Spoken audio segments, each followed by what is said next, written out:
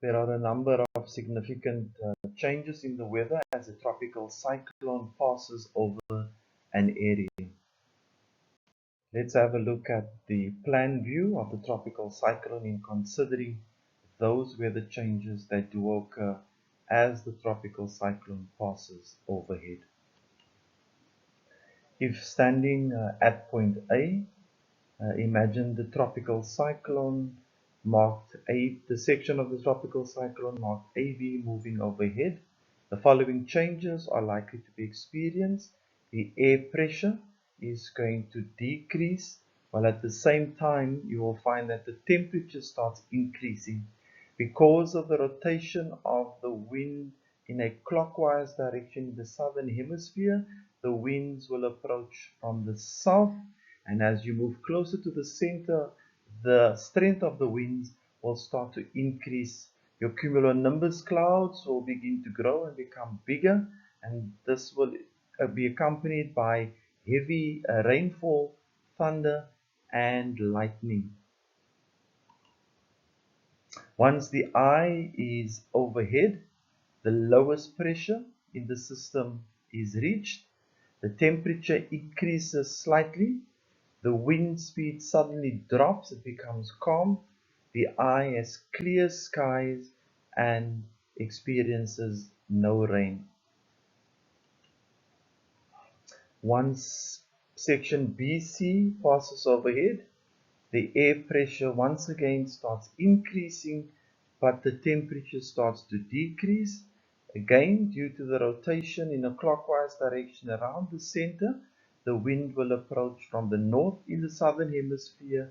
Your very strong winds that initially occur in the area right next to the eye begin to slow down as the system moves overhead, and the back section of the tropical cyclone still produces some heavy rain.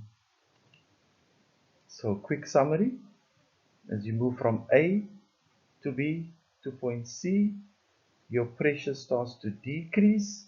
Lowest pressure at the center, pressure starts to increase.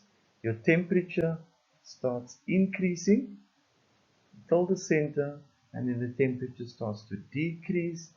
Your winds speeds start increasing but die down significantly and die down completely at the eye, and then initially they are strong and then they die down slightly. You're going to find that the eye, especially, there are clear skies, there's no rain experienced at the eye.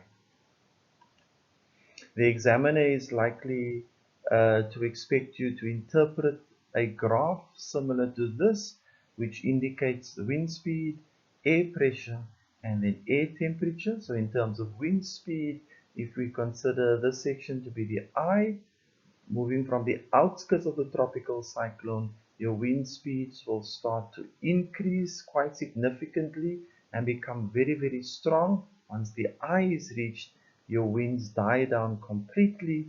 On the opposite end of the eye, the winds will suddenly pick up and be quite strong. And as you move back towards the outskirts of the tropical cyclone, the winds begin to die down. In terms of air pressure, your highest pressure on the outskirts of the tropical cyclone, and as you move towards the center of the tropical cyclone, the air pressure decreases with the lowest amount of air pressure reached right at the center of the eye, and then it starts to increase towards the back end of the cyclone. In terms of the air temperature, there's an increase in temperature towards the center of the tropical cyclone, where the highest temperature is often experienced, mainly because of the clear skies, which will allow for the sun to penetrate.